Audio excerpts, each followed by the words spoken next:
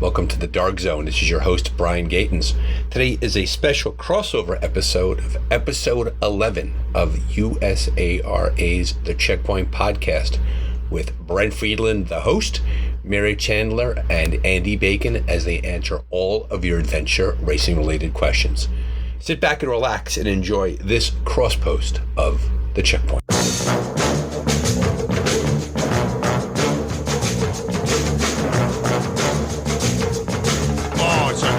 Checkpoint. You better figure something out. I think we made a mistake at the last checkpoint. Coming to the checkpoint, sir. Calling at the next checkpoint. Over. All right, we are back for another episode of The Checkpoint, a podcasting collaboration between USARA and the Dark Zone podcast. Thank you all for joining us once more. We have a special episode today. This is a mailbag episode, something we are trying out as a number of people requested to hear from some more experienced racers about strategic questions regarding adventure racing. So we tried that out. I've got a couple of great guests, Mary Chandler and Andy Bacon, who have both been doing this for decades at a really high level. Aside from their competitive credentials, they're just great racers. They know what they're doing. They've tried a lot of different things over their long careers, and we have a great discussion here about a variety of things that you, the listeners, have asked to learn more about. I think we'll do this at least once more. I think there's quite a bit of content that also came in from listeners about navigation-related questions, and it seemed like we had enough content there probably to do a navigation-focused episode.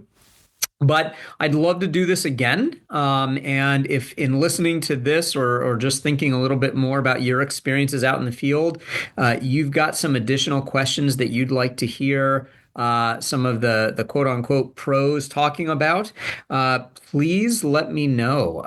You can send an email to info@usara.com with any questions that you have about kind of the strategy of adventure racing. We really want to keep this focused on the race itself, but I think questions about pre-race preparation related to race weekend, kind of getting yourself set up at the race, what you're actually doing during the race. You can ask general questions. You can actually create or relay specific scenarios that you've either encountered or could imagine encountering. You name it, you ask it, and as long as it makes sense to fit into the conversation, we will try to incorporate your questions into a future episode if there's enough interest for another one. So sit back and enjoy the conversation with Mary and Andy, and thank you for listening to The Checkpoint. Okay, I'm excited to welcome Mary Chandler and Andy Bacon to this first effort at a mailbag episode. I don't think I could ask for better experts in the sport than these two legends. For those of you who don't know them, they've been racing for a really long time. I've had the pleasure to race with each of them. Andy, you direct races as well. Rather than me going any deeper, how about each of you takes a minute to just share with the listener who maybe isn't familiar with your racing careers a little bit about what qualifies you to serve as an expert here in this conversation about all things adventure racing? Mary, you got to go first. All right, I guess what qualifies me is I'm old. I've been racing for quite a while, about 20 years now. I have over 50 expedition races and quite a few, just anything from 5 hours to 2 days and then on up. I think 8 days is my longest race in Costa Rica. Been to 21 different countries, so I've had a pretty good experience of just all kinds of different race directors in different countries and who does what. And yeah, I guess that's what qualifies me. Awesome. My name is Andy Bacon. I've been racing about 20 years and fell into the sport back in 2006. I've done my share of shorter races and then expedition races as well. First expedition race I did was actually, I think the longest race I ever did was PQ Montana back in 2008 when I had no absolute business doing it, really. I mean, it was great, but I didn't have any clue what I was doing. Love the sport and learned a lot over the years, and I'm really happy to be here. And I've never raced with Mary before, not yet. Yeah. But I've raced with Brent a few times now. So thanks for having me.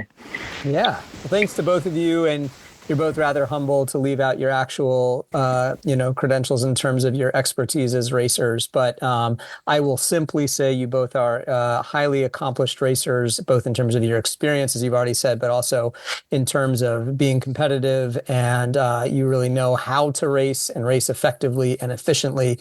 And we'll just leave it at that for now. I've got a slate of questions for you. These were all submitted by various folks. I think a mix of people who are listening to the podcast. Some people chimed in a little bit on Facebook as well when I put out a call.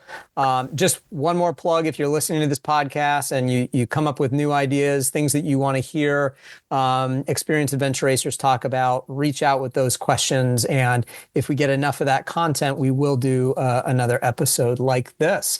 Our slate of questions it's largely expedition focused, though not at all exclusively. That's just the nature of the questions. The intention was not to, necessarily focus on expedition racing, but, for those of you that are either thinking about a first expedition, or maybe you have done one but looking to get more, more effective at it, more comfortable with it, this will be a great episode for you. If you're not thinking about it, I imagine there's still going to be plenty of good stuff to think about. So we're going to dive in here first. First category is going to be sleep strategies.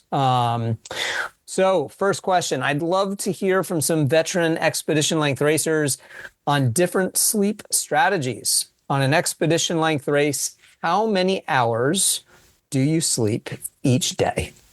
So, Mary, I'm going to start by asking you a question. And my question is this, because has your strategy as a racer and a team changed over the years? And I'm curious what you're going to say to this. Because I feel this will be like a segue into maybe what we're going to talk about next. But has it changed? Or has it been the same? I wouldn't say it's changed, maybe, but the lesson's been learned multiple times. Never go 2 nights without sleep, but yet we always do it sometimes. I've definitely had some moments where it was epic failure because we did not sleep. And then I've had some races where we were forced to sleep from a dark zone, and we got up and just hammered, and it just made all the difference. So I want to say I've learned, and I think actually as I've gotten a little bit older, I want to be more. I've had enough races under me that sleep works, and it's just the hardest thing is when and where, and who your teammates are, and that you all agree, right? Depending, I've raced with a lot of different people, and I can say some people I can recognize when they are losing their mind, my navigators in particular, and other ones I can't. And it's a tough call every time, and sometimes it works and sometimes it doesn't.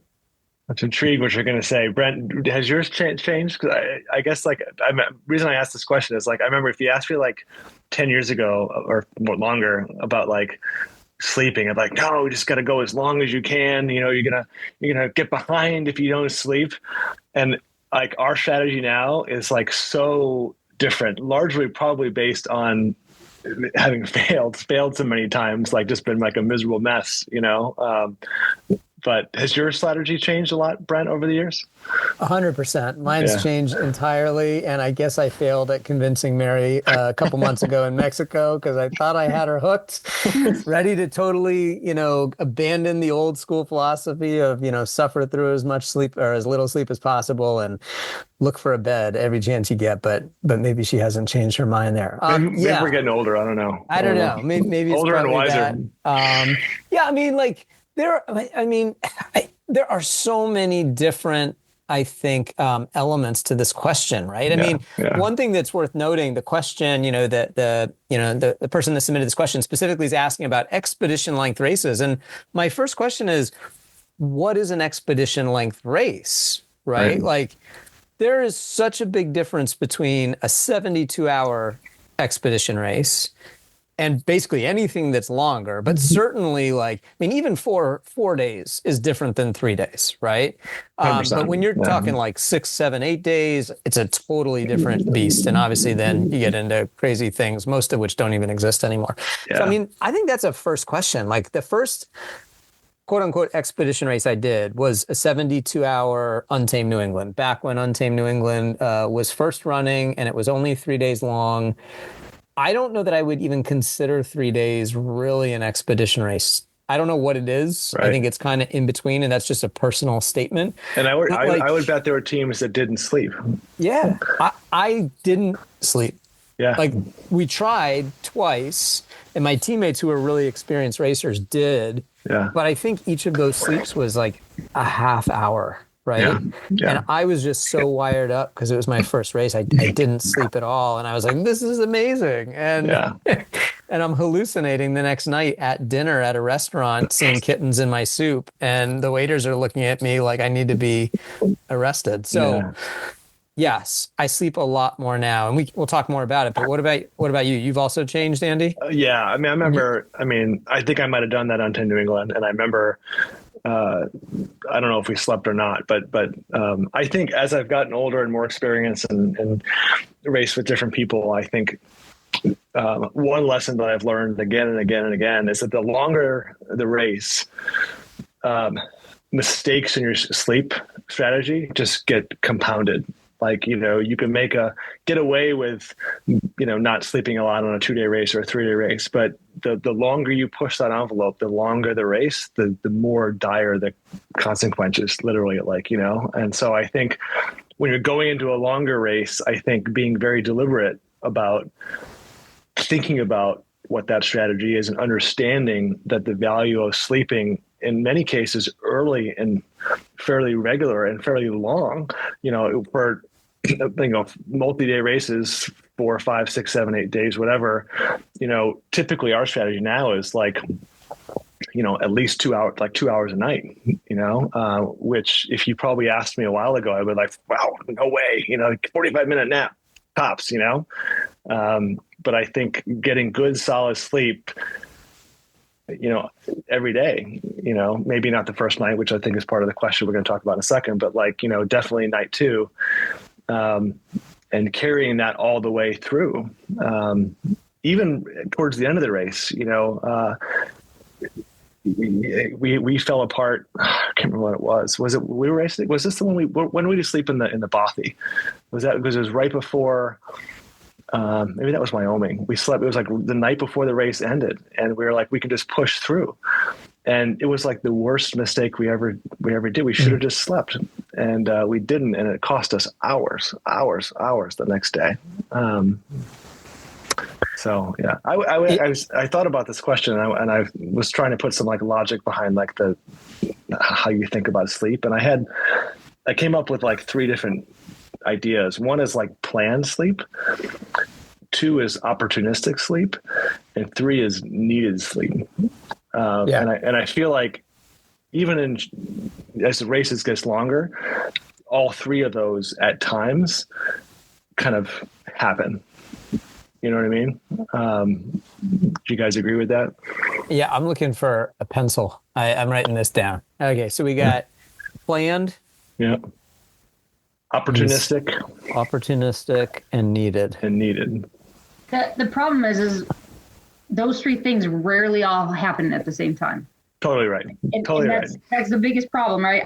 Every race, I sit down with my team. We have a plan. It goes out the window. And then when we have an opportunity, maybe we take advantage of it, maybe we don't. But when I raced with Brent, he somehow found these amazing places for opportunistic sleep, and we slept amazing. Yeah. So it's just and then there's the needed. Usually that means you're just collapsing on the road and you have to close your eyes, and it's you've given in, right? Doesn't mean it's necessarily bad or wrong. It just means you waited too long. So is the key to being aware enough as a team to know where you're at, and basically not lose it enough that you lose track of any of 3 of those, I guess. And honestly, I think, we all go into a race with the mindset we skip the first night. But I mean, honestly, I think that's wrong. You put yourself into a hole. Yeah. But it is also so hard to sleep the first night because you're kind of amped up. Usually that's when the pack is the tightest.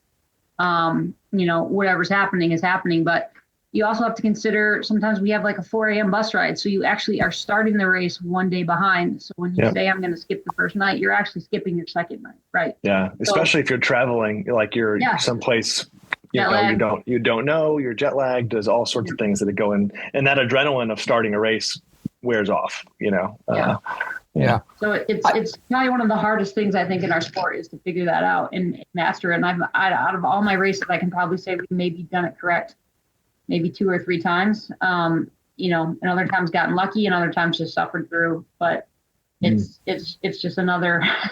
It's probably one of the biggest things that can dictate success in a race. And unfortunately, we never can have those 3 types of sleep come together at the same time. Yeah, I love that breakdown of these 3 pots. And I think one of the things that where my mind goes first is that last pot needed. To me, the goal, and this is my personal opinion, right? And actually we'll come back to Mary in a minute, because I think, Mary, like, better than Andy and I, at the elite level, sometimes you don't have the luxury of the kind of sleep that everyone else is capable of thinking about, right? Like, it is such a fine line between too much and too little, right? In terms of your overall placement, like if you're really focusing on competition.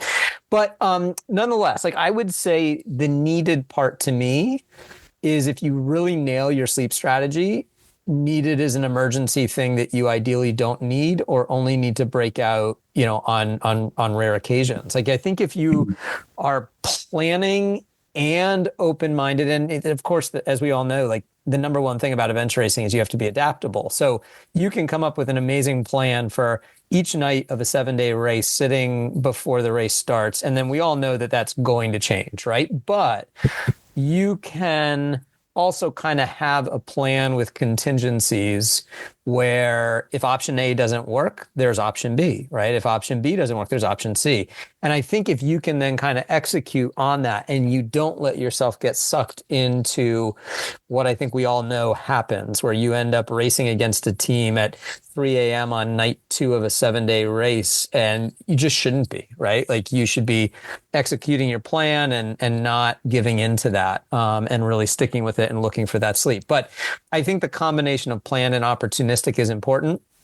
I will say planned can really torpedo you if you put too much time and effort into looking for it, right? Oh my God, totally. Yeah, absolutely. Yeah. I guess I don't know. What I meant by plan is sort of like going in saying, we're going to try to sleep 2 hours a night.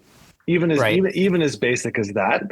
But you are right. Like, when you could waste an hour plus trying to find the right place to sleep. So of that big sleep that you're going to have, which just defeats the whole purpose. How about talking about sleep? Because it's kind of related. I mean, when, especially opportunistic or needed, or I suppose all of them, I guess, like conversations amongst the team about when and how to sleep is a whole thing. Mary, I'm curious about your thoughts, especially like sort of at the level that you race. What are those conversations like? Some teams, it's not a conversation. It's just we're not sleeping.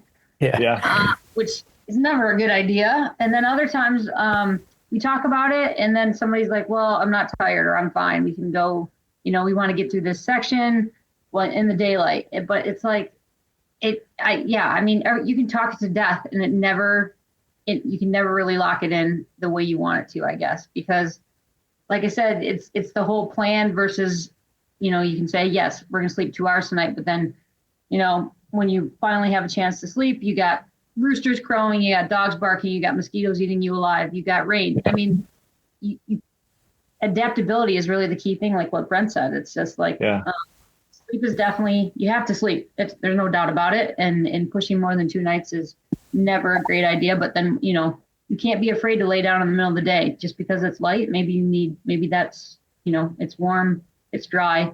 You don't have to take the time to get all your gear out. Just lay down. And I've had some good races that way, actually, where in the heat of the day, we rested for 2 hours. And as hard as that is for a navigator to lose to sacrifice light, it was the smartest thing we could do because it was quiet, it was hot, and yeah, we didn't even have to give out our bivy bags. We just lay down as we were, and then we popped up, and then you still had the daylight, you were warm, and you could keep going. So it's such probably one of the hardest questions because there's no right or wrong answer except that you got to sleep, and then like Brent said, it kind of depends on the level and what you're going for, and how as the team as a whole needs to sleep. All right. They want a number. So you got to give me a number. Mary, what do you think? Brent, racing with you in Mexico, and we slept 3 to 4 hours a night. I felt amazing the whole race. Yeah. Did we lose time? I don't know. I don't feel like it because our pace was always great. You're very kind. It was not. Well, okay. But that was my fault. Our pace would have been great. We had reasons, but I've been on some, top teams where you think you're flying. We're doing fine. You look down, you're going like 5K an hour. Like going 20K an hour. What's going on? And so, you take those moments to sleep. So a number, honestly, I think 2 hours a night, I think you could do it. I guess from a scientific standpoint, we always read that to get through a sleep cycle, it's 70 minutes to 120 is supposed to be kind of what an average person would actually get productive sleep. Now, can you actually get those minutes of sleep? If you can, fantastic. But if you lay down and you literally wake up 20 minutes later or you take forever to fall asleep, then you've just wasted, 90 minutes. So it's like I said, that's always the goal. But if you can actually hit that, it's amazing the difference you can feel when you can actually sleep. Yeah, I think that's an important point, like understanding just like the science around the sleep cycle. And it is like, average 90, between 70, 120, somewhere in there. And it's important, I think, for people who are like just starting, be like, oh, I'm going to sleep for an hour. Well, that's not enough. It's it's not much better than a little nap, really. So you got to, plan in a good couple hours of sleep and then time before and after. And I think that's where, honestly, some of the fun can happen in terms of like, first you're like, well, should we sleep? No, we're not going to sleep. Should we sleep? No. And then, once you get past that, then it's getting yourself organized. And then when everybody gets up, positioning yourself to be able to move as quickly as possible. There's certainly a lot of lessons learned around that topic as well. Well, and every race is different. Sometimes you have dark zones that you know about, so you try and plan around that, right? Like everyone's going to be stuck in the dark zone, so we're going to push through 2 nights because we're going to be sleeping for 8, right? Sometimes it's unexpected, and sometimes there's like a mandatory. I've been in some races where they tell you have to rest for 3 hours. It's up to you of what you do in those 3 hours. And sometimes there's like a little hotel or camp or, something nearby that you can actually take advantage of. And other times you're in the middle of, a wet swamp and you need to sleep, but it's not going to happen. So, every race is different and how it starts and who you're with all become factors very quickly. Yeah. I think a message for like newer people who are getting into expedition racing is don't be afraid to sleep. I think that's probably a really good theme that I think we definitely all agree on. Yeah. Andy, give me a number. We got Mary. I want a firm answer. We're from talking you. like expedition races. I'm going 3. 3. Okay. I also go 3. Yep. And we'll talk in a minute here about first day because that was a specific question as well. But I agree. I like 3 hours, and I think part of that is you're getting roughly 2 full REM cycles, right? Which we're alluding to with the science piece, talking about that. I kind of started playing around with sleep strategy more seriously about a decade ago, even. And, I have raced on teams that have slept, I would say, more than average compared to most more competitive teams. Like we're not, gunning with Mary, but, we're kind of in that like next tier of competition. And, we definitely, I think, sleep more on average than a lot of teams we regularly race against. And I would say, maybe without exception, when we are racing against teams and kind of executing on that sleep strategy and doing a good job with it, we maximize our performance. And that doesn't mean we necessarily beat all the teams around us, but like, I know if we slept less, we would do worse. And I think it allows us, like, we're not the fastest team in the world, but like we're able to compete sometimes in those longer form races with some teams that are faster. And I think it's purely because we're sleeping more, so I really like that number 3. One thing I did want to add, because the opportunity came up, when you stop and sleep, especially earlier in a race, that's when I think there's a higher chance that someone of the 3 or 4 of you is not going to sleep well, right? And maybe in a minute we'll talk about first night. But I think one of the things that I really have come to believe over the last couple of years is if you lay down for a sleep and you know that it's not ideal. So maybe it's like in a loud TA and someone's really tired and there's just no better option. So you stop. Or like in Namibia last year, we were out in incredible heat and there was this oasis set up and we rolled in there in the middle of the afternoon. And we decided, you know what, like they've told us not to be out in this heat. It's not particularly safe. We have a long way to go. Let's stop here in this oasis. We'll lie down. There's water, they had it in jugs. We were like, we'll sleep for a couple of hours. We laid down and we found out that the place was swarming with bees. And 2 of my teammates fell asleep, no problem. I could not sleep, right? Like I dozed a little bit, but I was getting like bees are landing on you left and right. Like at one point I rolled over and whacked one and got stung. And it got to a point where you realize, well, 2 of us are actually not sleeping. The other 2 are. And we're going to be in a lot of trouble in a couple of hours because 2 people are going to be rested and the other 2 aren't. And we're not sleeping well in general. So we got up and we left. Right. And I think that that's an important part of sleep strategy, too, is a recognition sometimes that if you're kind of wasting your time, especially if, most of you aren't sleeping well, like it's better just to maybe get up and continue on until you're in a better position. So, again, opportunity, adaptability. Yeah. In talking about it and not being afraid to have those conversations, I think, and the better you know your teammates, the more willing and able you are to have those conversations and be honest, You gotta admit it. I've had a teammate he refuses to admit he was tired. And it's like, we all get tired. It's not like it makes you the weak one.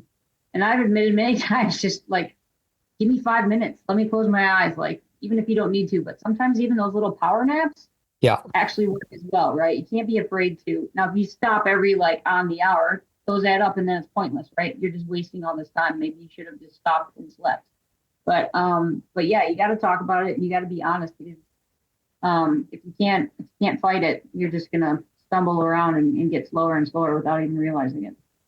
Yeah. All right. Someone they did want to know about first night. The question was, what about sleeping the first night? Oh no, Mary disappeared on us here. Sure. All right, she'll come back in. She'll come in. We'll continue.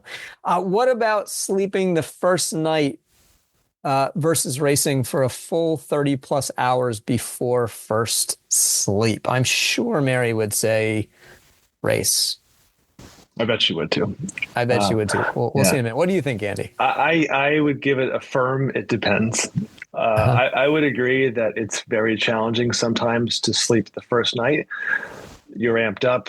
You don't have that multi-day fatigue kind of going on that aids in your ability to just instantly fall asleep sometimes.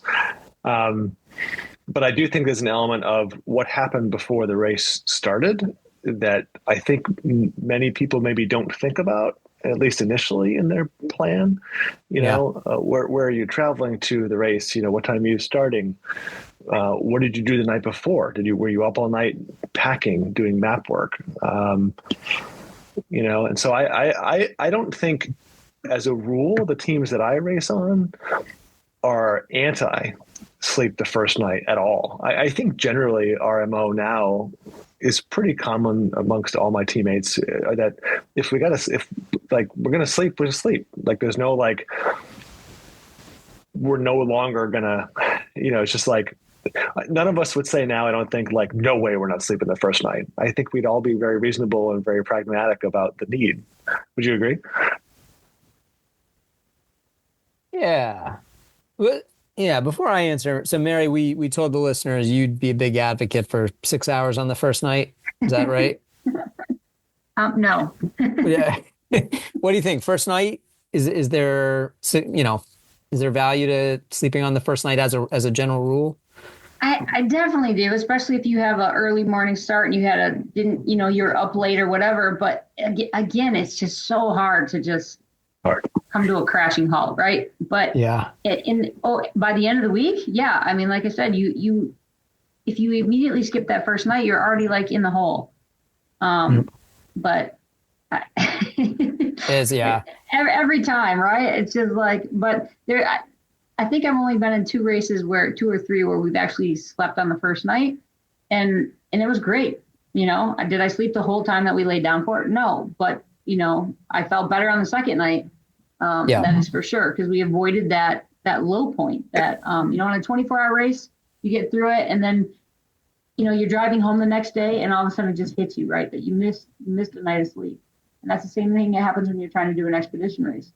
Is it's all fine, and then all of a sudden, boom, everyone's dragging a bit. They just need a little boost, and it's like, no, we're going to push till the night. But yeah, I think that's the trick, not completely falling apart.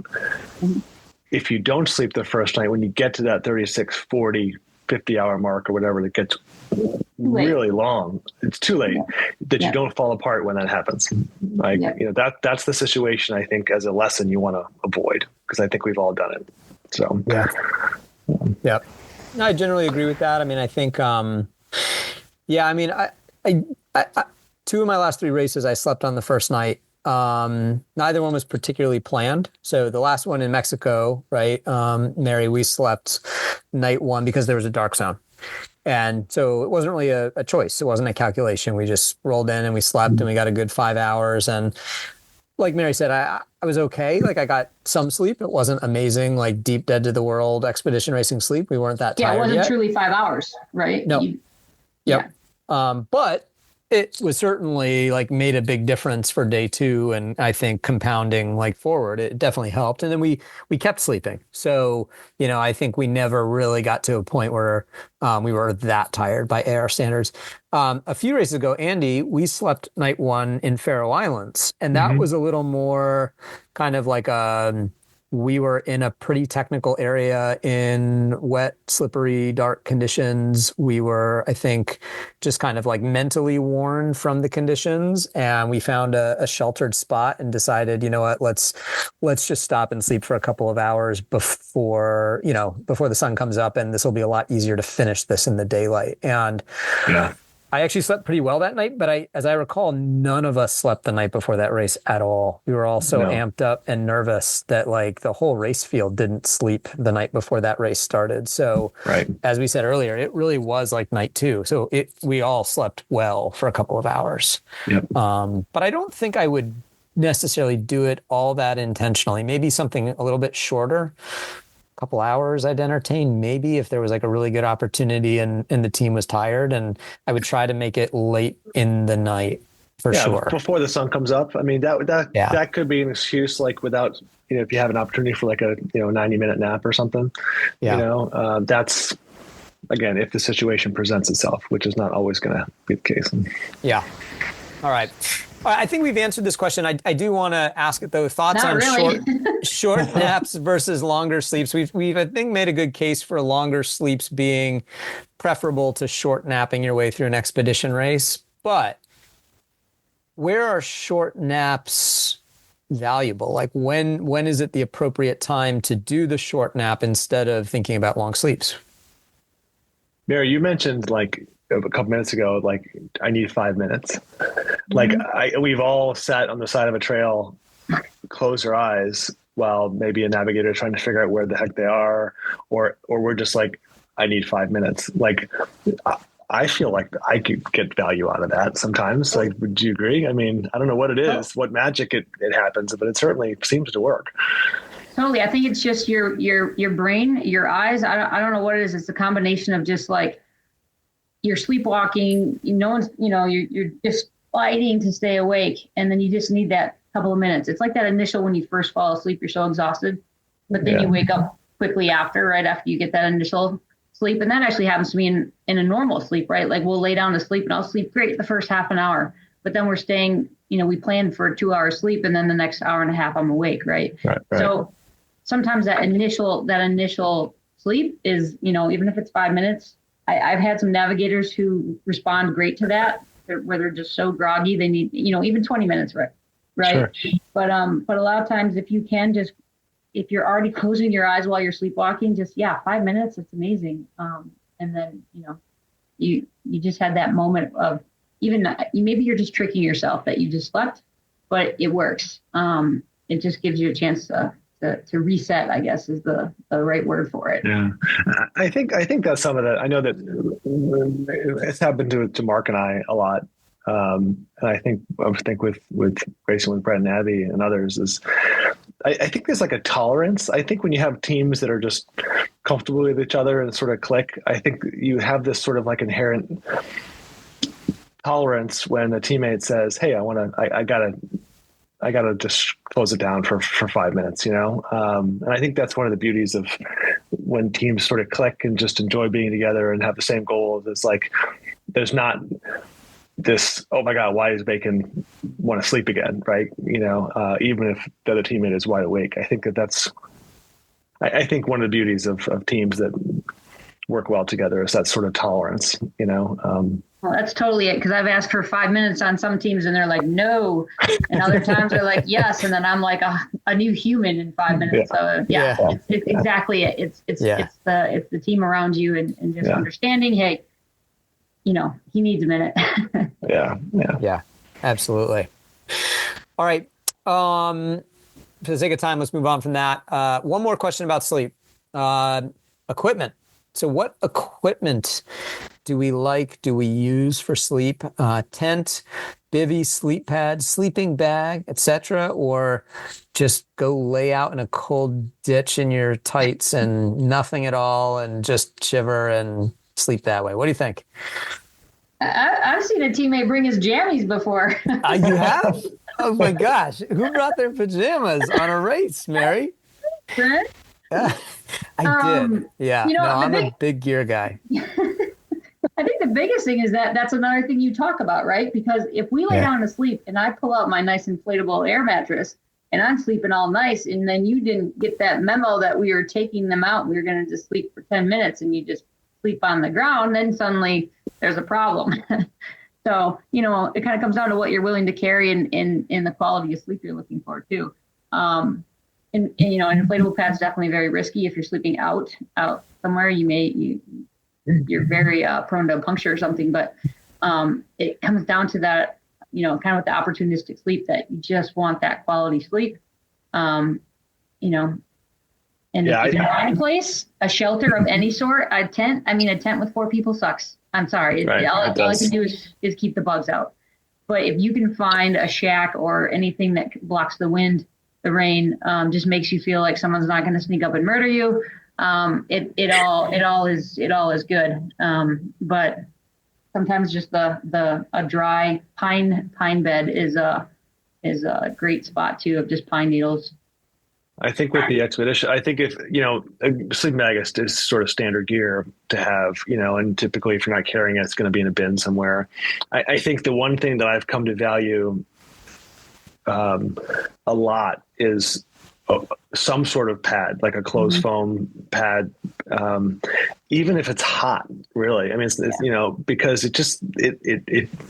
a sleeping bag on the ground sucks a lot of the time, right? You want something under your hips. Your hips to your shoulders is like the minimum, right? It not only keeps you warm, if it happens to be cold, but it's that little bit of comfort. And like, you might be able to do it like the first couple times, but trust me, by the 5th, 6th, 7th night, whatever, you're like, man, I wish I brought that pad, and you'll always bring one, right? Or always have some strategy to have that little bit of comfort, as long as you have room for it, wherever you have your stuff.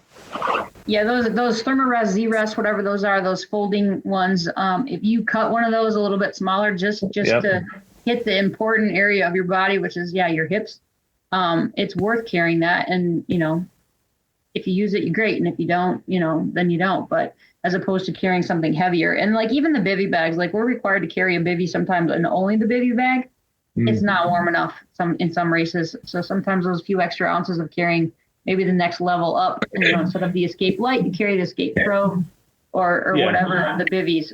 But that makes a big difference, because if you're cold, it's you're not going to sleep. Yeah, and not to mention, I mean, any of those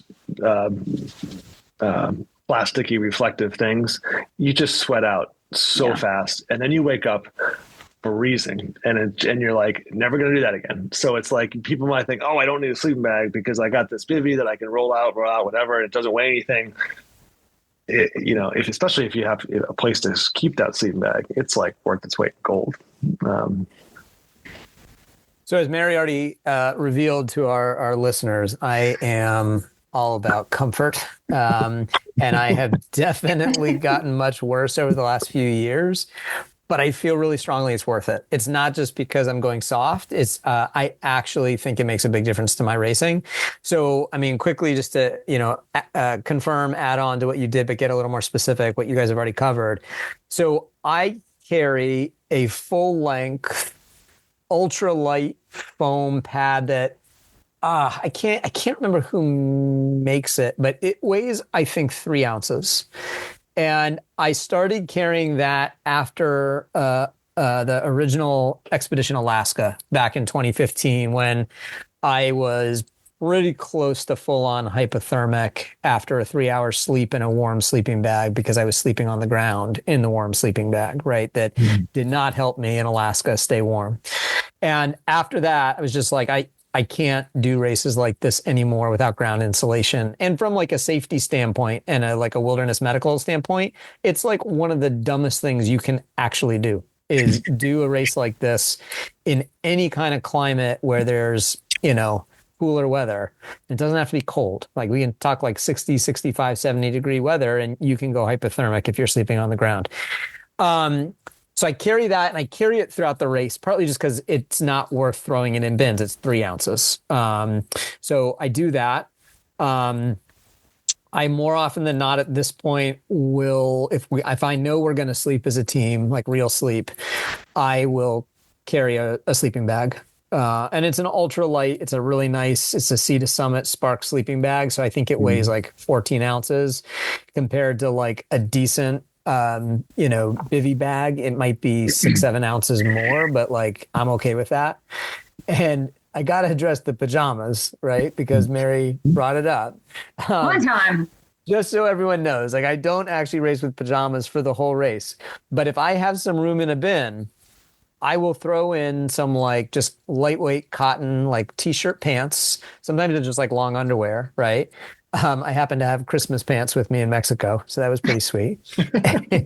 And, it's again one of those, like, they're dry clothes. Put those on, get in a sleeping bag. I will sleep well. If I sleep in a bivy bag, I suffer no matter what. I sweat a lot. I saturate through, and I'm usually in much worse shape getting out of a bivy bag, even though like really breathable ones. Like it doesn't work for me. It just doesn't. So yeah, I will second the change of clothes to sleep.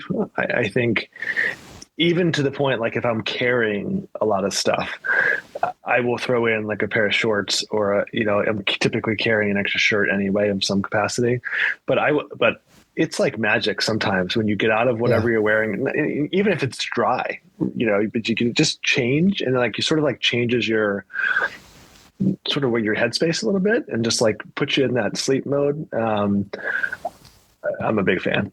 Yeah. Earplugs, bringing earplugs. Yes. Yep. Sleep mask.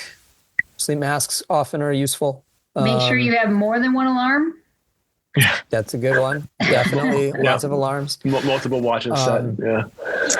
And like about what you're going to carry, that's a big thing of talking about as a team, right? Because if you come into a TA and it's a quiet TA and maybe you're the first team, the last team, the middle, whatever, and you decide to sleep in the TA, a lot of times in your bin or your bike box or whatever, you might have an extra sleep kit, right? Like you might have that dry paracoat or that your jammies in your sleeping bag. But if you decide to sleep out on the trail, then maybe you're carrying something different, or maybe you're adding something for that leg. So like more than just the required gear, like a bothy bag. No, if that's your team shelter, yes. Is that a requirement and it meets the requirements for safety? Sure.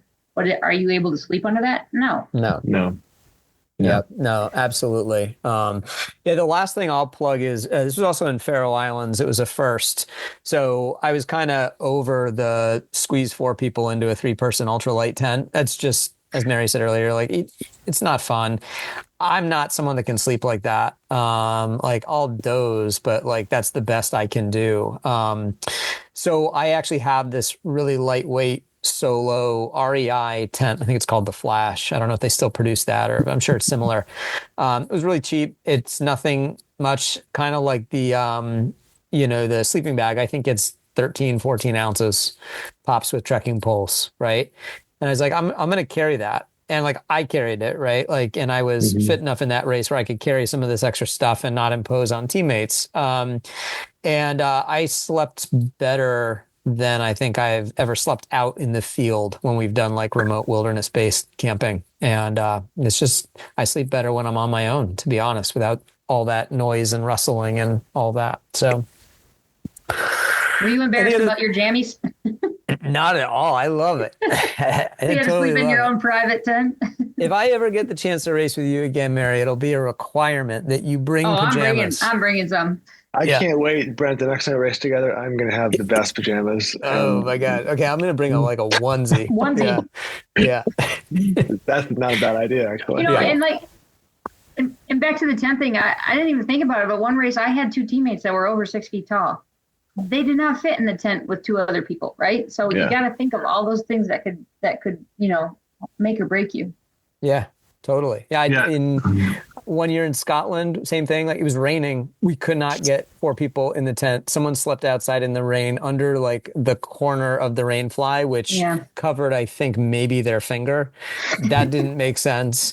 Your point about the bothy was Ireland, and we were in a bad situation, and we got the bothy out to sleep. And my 3 teammates did kind of fall asleep in the bothy. I couldn't breathe, so I ended up going out into the Atlantic storm. I was in a dry suit, thankfully.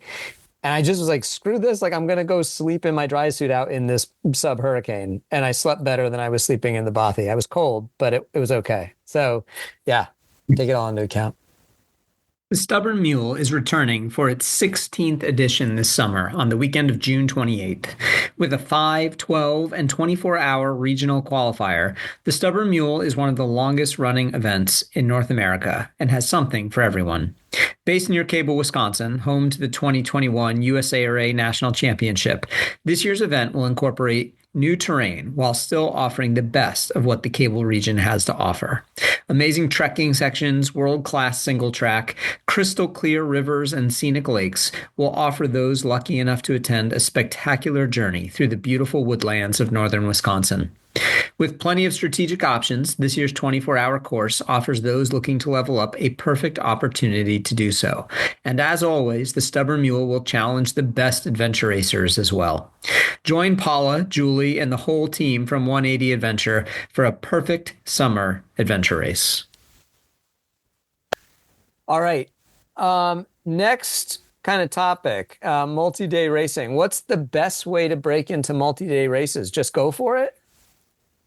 You think, is that the mentality? Just go for it, multi-day racing? Mary, how did you get into it? What was your transition? Like when you first started way back? I did, my first one, I got a 24-hour in. I think 2 24-hour races in under me. And then I think I had a 3-day stage race that was down in Mexico. So, I mean, I was very fortunate. It was probably like the most practical way to go, which is short races, do a 24-hour, do a multi-day, but you get to have, more like a stage, so you sleep every night and then into the big stuff. But honestly, if you can get at least 124 hours, usually what I recommend, because going through the night and into those wee hours of the morning is a big deal. And having to, once you can get through that first night, I think it gets easier. But some people aren't kind of prepared for the ups and downs, the highs and lows or whatever of what happens at 3 a.m., 4 a.m. And how do you keep going and how do you not fall apart? Yeah, I would agree. I think having a 24-hour under your belt before going into any multi-day race, I think is a great thing to plan. Is it required? No. Everybody's different. But I think it's a great way to experiencing that nighttime everything. I think every expedition I do, there's always one or at least one team that hasn't done more than like 6 hours. And did they fail? No. But, would they have maybe had a little more successful run if they had a little more, night training or, maybe a shorter 2-day race, 3-day race before they did 8, Yeah. But yeah, like you said, it's not a requirement. It's just kind of a heavily suggested that you do at least a 24-hour to get that experience up through the night. Right. Yeah, I don't have a whole lot to offer there. I mean, I might actually advocate for even a bit more than that, just in, and I might really stress the importance maybe of doing different races. I think it's easy for us to, because of where we live, just, do the same 24-hour race, but if you have races in your region, that aren't ridiculously far away, doing different races with different race directors, different styles, maybe different, terrain, different conditions, and having those experiences in a 24-hour format, I think also could be a really valuable stepping stone to then getting into a multi-day race. Because, a multi-day race, you can do a 4 or 5 day race and have completely different climates and weather systems all contained in the same race. So being able to really kind of be comfortable in a lot of different conditions, I think is really valuable. So I might add that. I would totally agree. Yeah, I think it's a great point. Yeah. What are some strategies to keeping your time in transition to a minimum? I think we should just let Mary answer this one. Yeah. And Mary does not tolerate slowness in TA. Yeah. Or messy TAs. Or messy TAs. True. I mean, it's so about being organized and communication. You could spend 2 minutes as you're coming into the TA. Hey, guys, we're going to bike next. We're going to be out for 10 hours, 12 hours, 2 hours. This is what we need to do. This is, we're swapping this. This is what's happening. It's so important. Maybe somebody's like, hey, I got a foot problem. I'm going to need 5 extra minutes. Great. Then maybe someone else helps that person with their water bottles or whatever. It's all about kind of seeing who needs to do what. Some people change their clothes. Some people won't change their clothes. If you can keep all that as efficient as possible and maybe everyone agree, yes, we're all going to change into bike shorts or we're not. That's kind of the key, is to just kind of keep it as efficient and as organized as possible. Yeah. And asking for help and not being afraid to ask for help. And hey, can you fill my water bottles? I'm starving. I can't move my hands. Can you untie my shoes? Like little things like that will make the whole process better.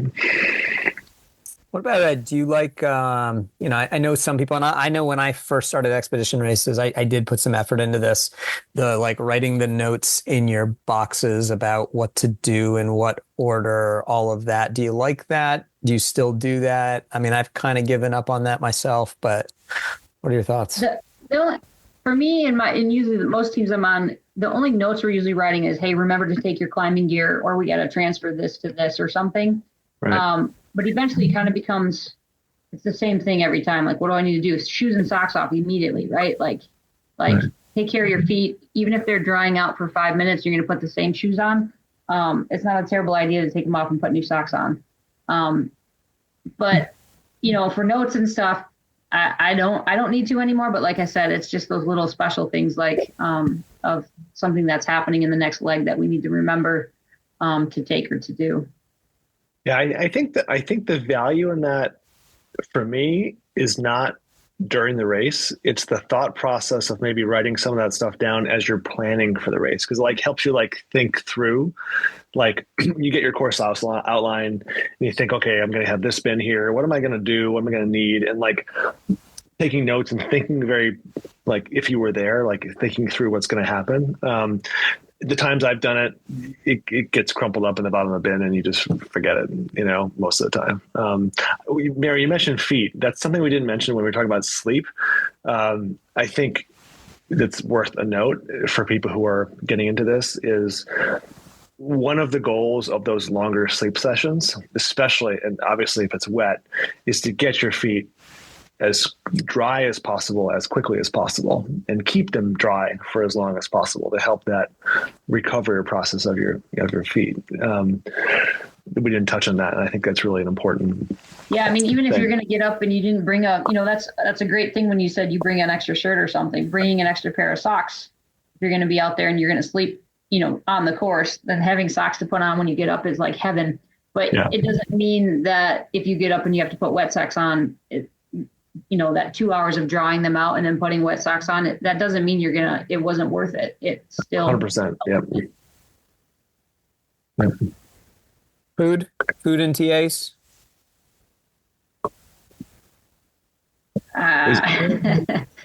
You mean like gorditas and tacos?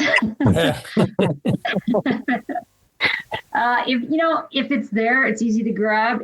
It's especially in a long race, it's worth it because then you leave full. But sometimes I struggle with that. Sometimes I'm a big fan of eating as you leave the TA, so that while you're in the TA, you're focused on what you're doing. You're not snacking. You're not having a picnic. You're getting your crap done, and then you leave and eat as you go. But there's a bowl of pasta or pizza stand or something or a food truck. It doesn't mean if it's convenient, I say go for it. Another thing about food, about sleep, is Mark taught me years ago that we've been doing for a while now is before a big sleep, crush a ton of food, right? So if you bring like a Mountain House meal or something, eat 1,000 or more calories and then let it digest while you're sleeping. That seems to work really, really well. Yeah. Or cook while you're sleeping. Sometimes I'll make food and lay down, and then when I get up, the ramen or whatever has sat in its cold water and it's ready to be eaten. Yeah, another just sort of strategy is when you roll, if you know you're going to sleep, first thing is like if say you have a jet boil in your bin, or you have hot water there, roll in before you do anything else. Get out your meals, put the hot water in. And then by the time you're like in your sleeping bag, your food is ready to go. You sit in your sleeping bag, you eat your meal, and then you're off to sleep. That's worked when we've done that. Yeah, and you can likewise, right, like apply that strategy to any transition area where you're working with food, right? Is you get that going immediately, right? Kind of take care of your feet, take care of food, right? Get something to drink and make sure you're working on that stuff from the second you get in there. But yeah, Mary, I think a good point too, that it's easy to get sidetracked and sit there staring at your water boiling rather than doing anything productive while it boils. A lot of times we've come into a TA just spent, right? You're out of food.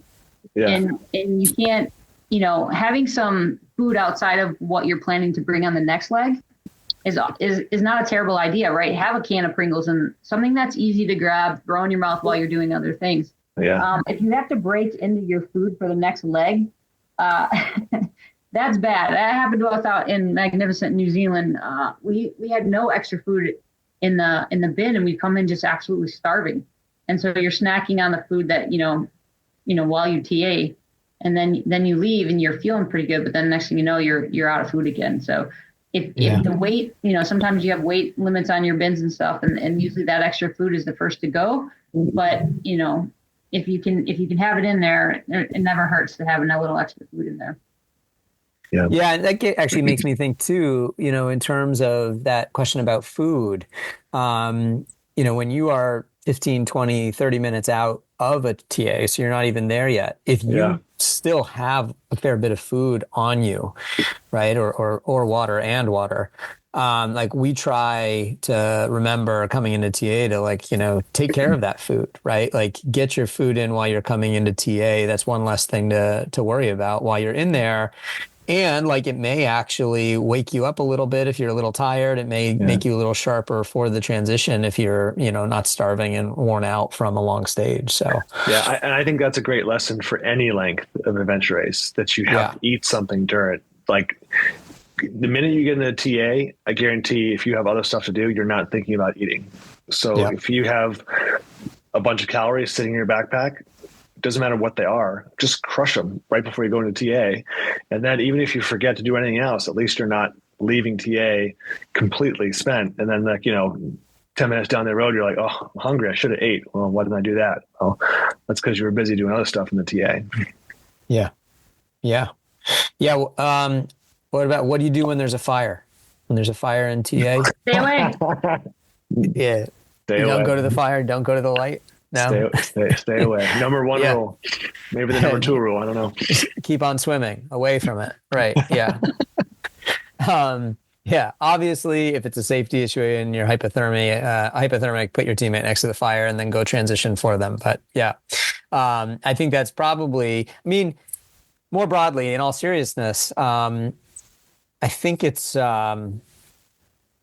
Jim Roundsley, I believe, one of our volunteers last year for Endless, who is a legendary, volunteer over in the UK where he lives. Like he's just done so much observation and studying of teams. And I mean, he's thrown out these unbelievable numbers of, the percentage of an expedition race that maybe like the kind of average mid-pack or less experienced team is spending in transition. I mean, it's like sometimes like a full day or more of their 5-day commitment is spent in transition.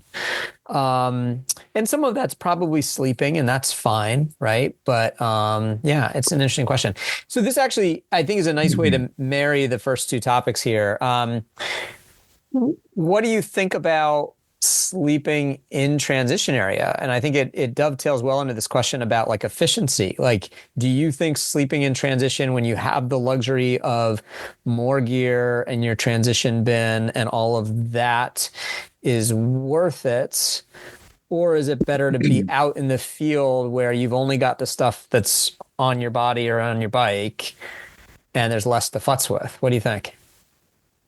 That's a good question. And sometimes, biggest thing usually for me in transition areas is, as much as I love the comforts and everything is there, it actually makes your sleep last longer because there's too many things. You're almost TAing multiple times because you TA for sleep and you get up and then you have to TA again to get yourself back out. But the biggest problem with the TA usually is the noise.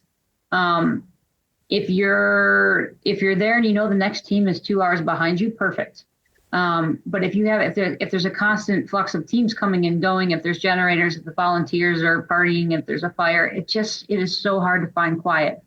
Sometimes a TA's in a town, maybe you can duck behind, a building or something. But I mean, for me, I think I sleep the best when I'm outside of the TA, and I'll just, carry a few extra things if I need to.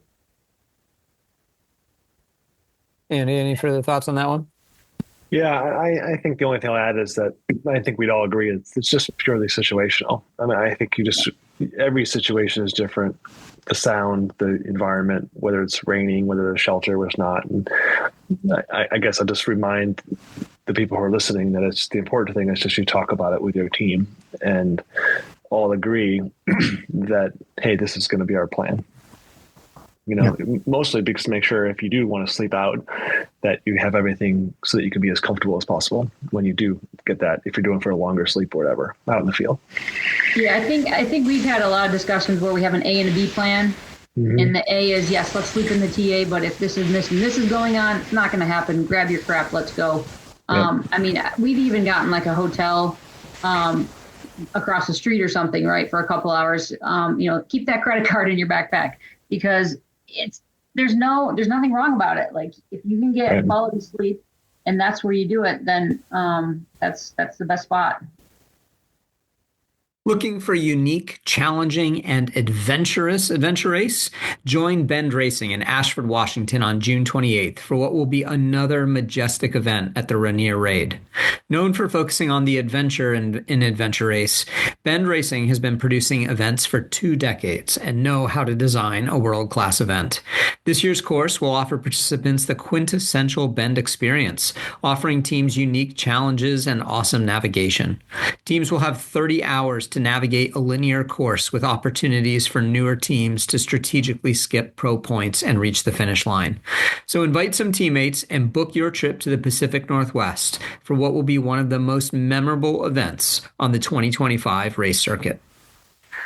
All right, let's tackle a new, and I think our final topic for tonight. There's some questions that came in from some folks about gear bins. And again, probably a little bit more of an expedition race topic, but there are definitely some 24, especially 36, 48 hour races where you might be thinking about gear bins and how you're packing your gear. So, all right.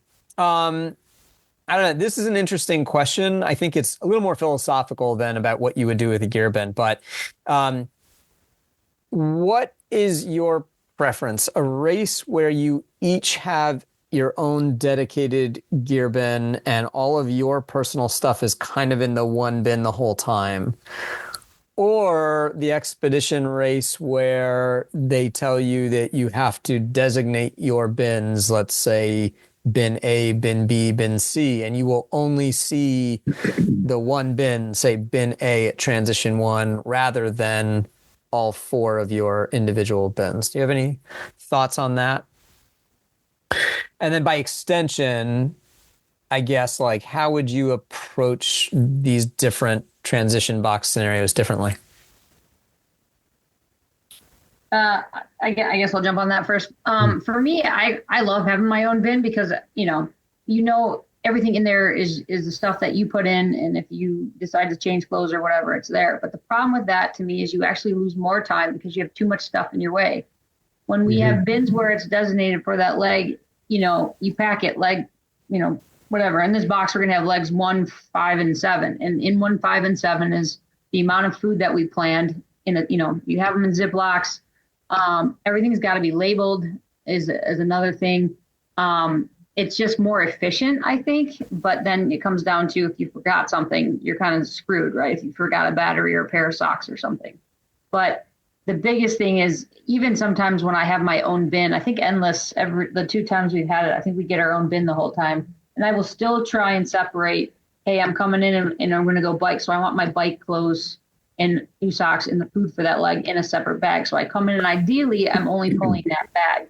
Now, if you're missing something like a light or whatever, chapstick, whatever, then you can dig around for that. But I think if you can keep your stuff as minimal as possible as to what you're fishing for, in its own separate bag and labeled with your name, if you're, if you have other bins or other people in your bin, that works. And I think there was on that question was kind of interesting was that instead of opening 4 bins, maybe you only use 2 for certain sections. And I mean, I kind of like that. I don't think that has occurred to me for a situation like that, because I'm so happy to have my own bin and not be sharing, having my Cheetos and my donuts crushed by someone else's insurers, Roy Malone.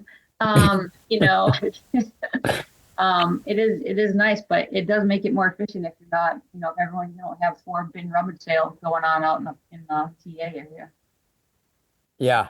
No, I think that's great. Yeah. And you're right. There was a little more to that question as it was written. And I like their description. You just use rummage sale. They use yard sale. But yeah, like I'm sure all 3 of us have been on those teams and many times. Like the best people at transitioning sometimes do this, right? Where the bin just blows up and you've got 6 days of gear and food and clothes all over the place. And it's a nightmare, right? When that happens. So it's definitely a danger.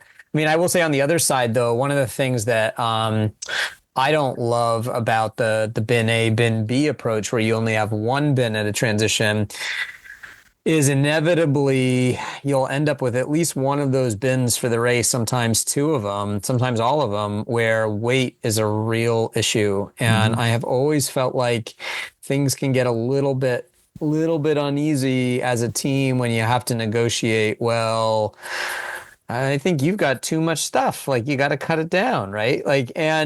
But then there's the reality of like, for me, right? I'm, 5'5", and if I race with, Mark Latanzi or, maybe Andy, like my guess is you guys probably need a fair bit more food than I do, right? And so like you need more volume and space. I remember one race with Mark, like comparing clothes, and it was just like, yeah, his clothes are bigger because he's, a foot taller than I am. He's not a foot taller, but shoes. Like a big problem. Shoes are a great example. And, so that can always I've never actually had confrontation with teammates about this issue, but like, it does get a little kind of like, all right, let's pull all our stuff out of this bin and figure out how to cut stuff out. And everyone's staring at each other. Like, I don't want to cut anything or I can't, so yeah. I don't love that either. So part of this question, he says, I'm looking for ways to transition like a boss. I think, which is, I can picture this person, I don't know who it is, but saying that. And I think it comes down to, I think there's some tactics that I think we can maybe talk about it, like some ways, but I think it's all about organization. Yeah.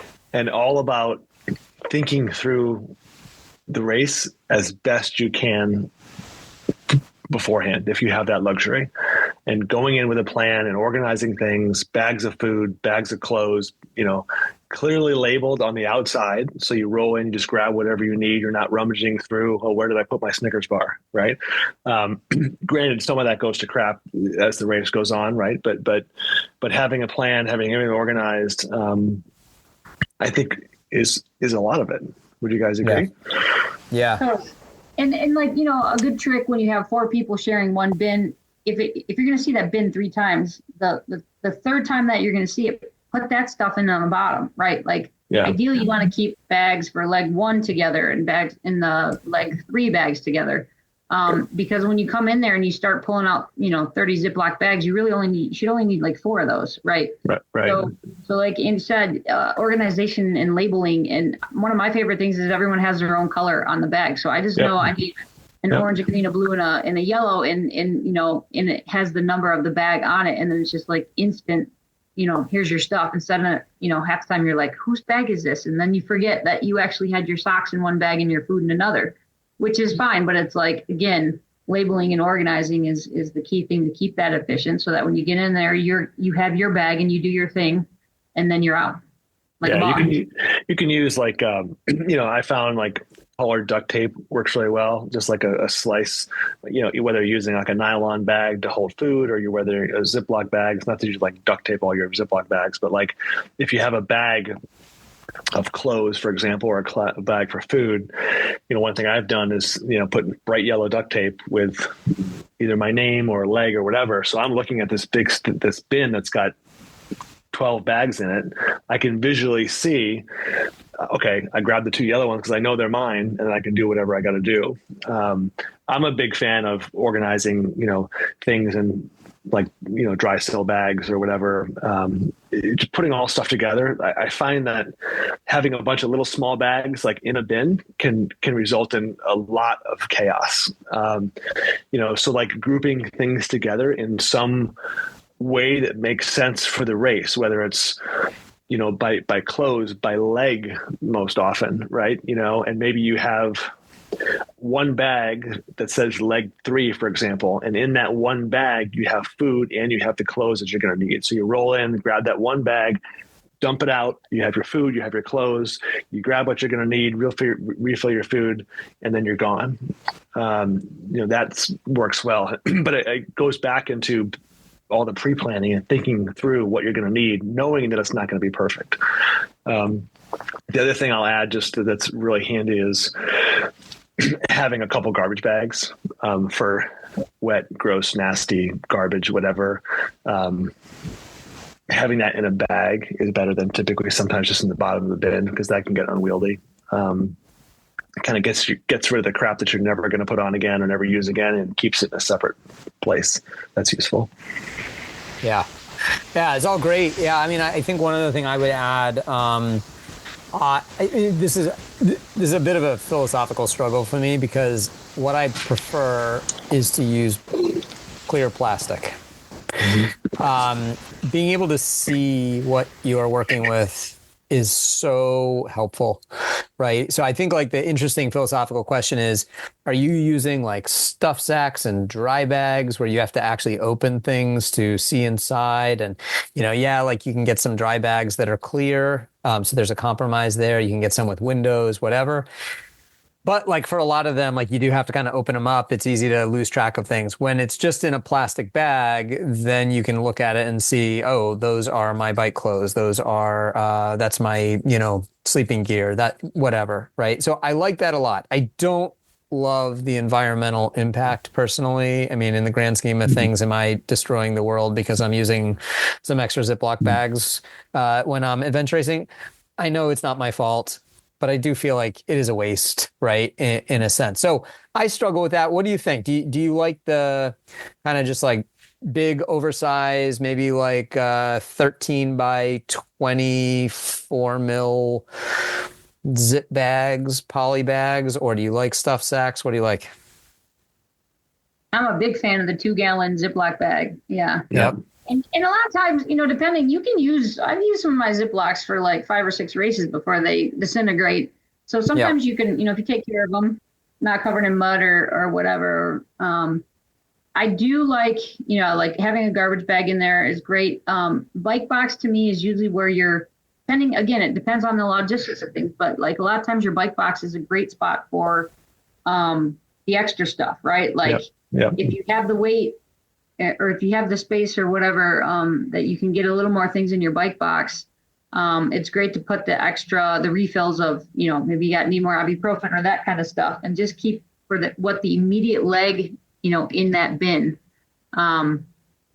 Where, another good thing is to keep like an empty dry bag in your bike box so that as your stuff comes in, you can throw your wet crap in there and keep it away, because it starts to it turns into complete chaos when you're trying to pack a bike up and you have like 8 different bags all rolling around in there. So if you can kind of contain yourself as you go, and just kind of keep the stuff that you're not using or that's done for the rest of the race separated, that's huge, because otherwise you end up, like, hey, I didn't use that shirt from the second leg. Where is it? Kind of a situation, because you may need it later in the race.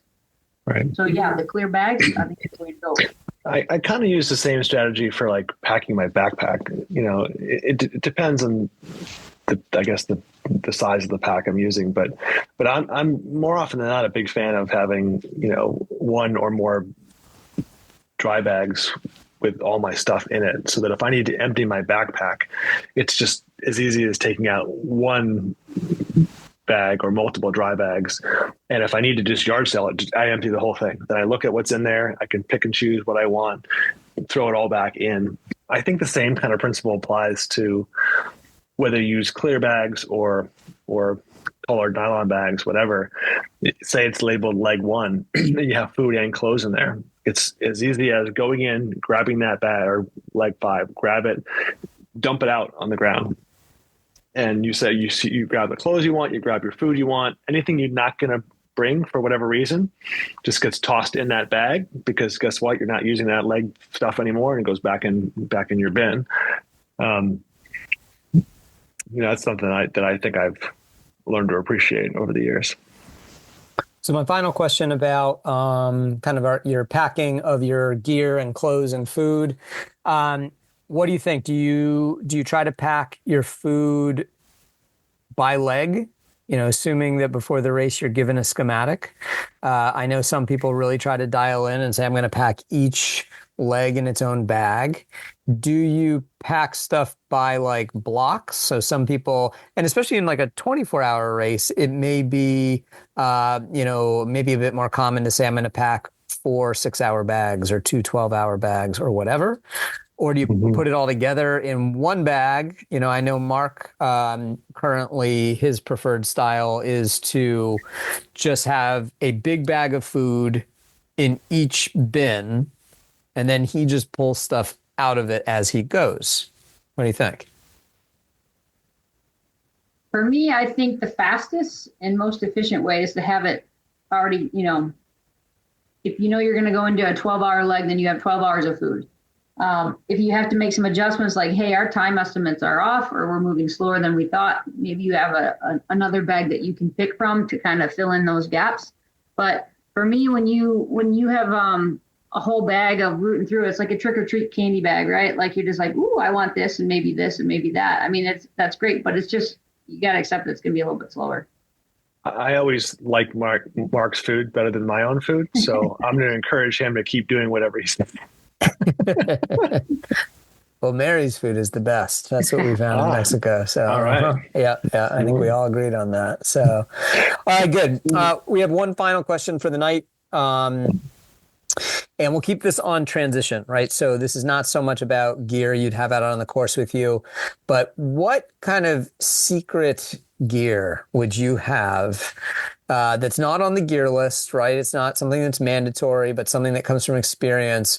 What would you have in a gear bin, a bike box, whatever, that people should be thinking about who haven't done much adventure racing before? For me, it'd be some sort of a floaty device in case I know we're going to have to swim. Yeah, it used to be a thing to have like a secret pack rat hidden somewhere, but now that's not really a secret anymore. Yeah. It's there. I don't really have too many secrets. I don't know.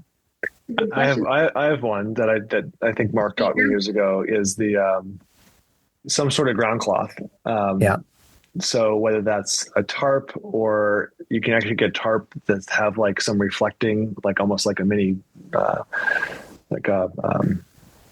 emergency blanket sort of side to it that you can sleep on. You can dump all your stuff on it, and it's not on the ground. So if you have things you're worried about losing, if it's on some sort of tarp or whatever, the likelihood of you losing that versus like grass or dirt or something, it's better if it's contained. That's something that I always have, which I think is really useful.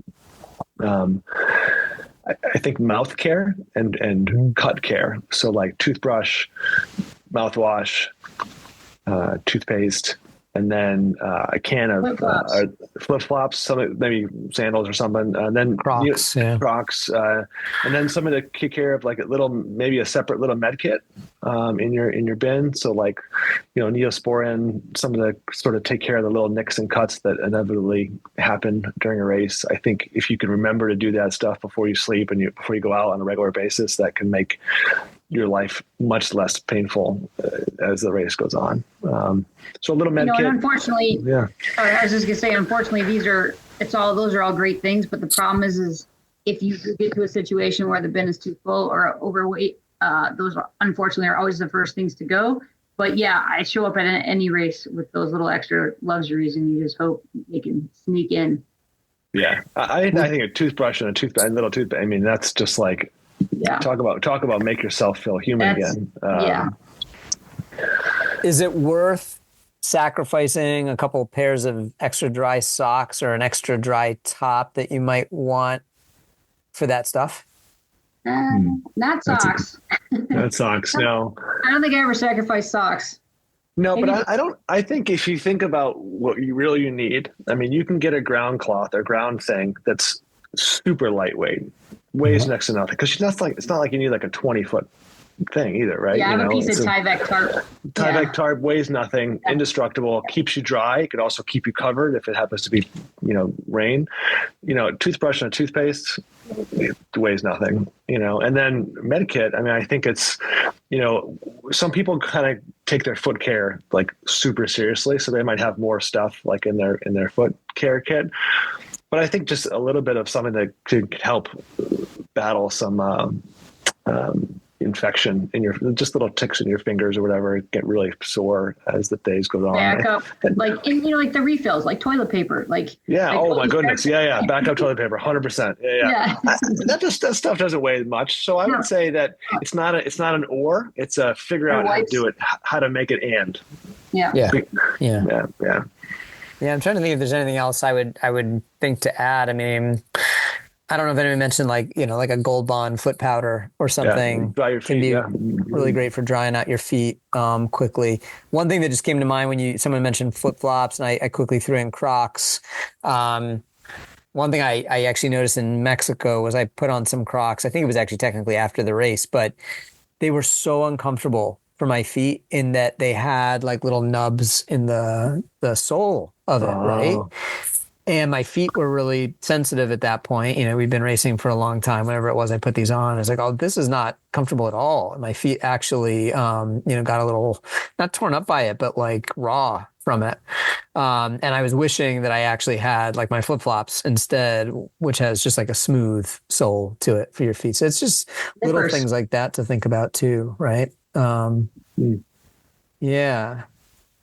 Any other thoughts? Any other secret gear weapons transition? I mean, a lightweight bike pump is always great. If you can squeeze one of those into someone's bike box, you can get some pretty nice, really lightweight floor pumps I'm talking about, right? Yeah.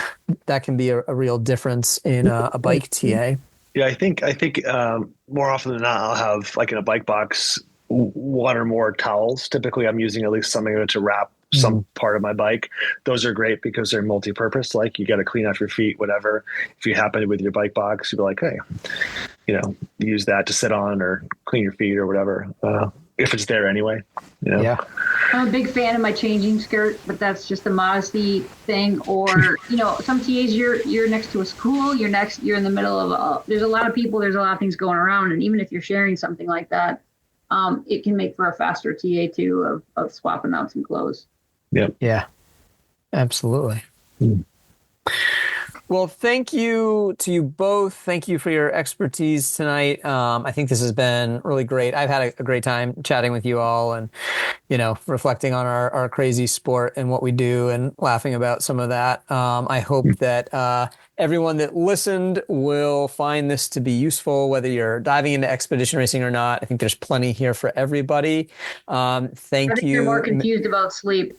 Yeah. Well, maybe. Yeah. Some lessons you got to learn the hard way, That's right. Yeah, it's a learned thing. It is. But Andy, Mary, thank you so much for your time tonight and good luck with your racing seasons. Thank you. Thanks a lot. Happy to be here. See ya.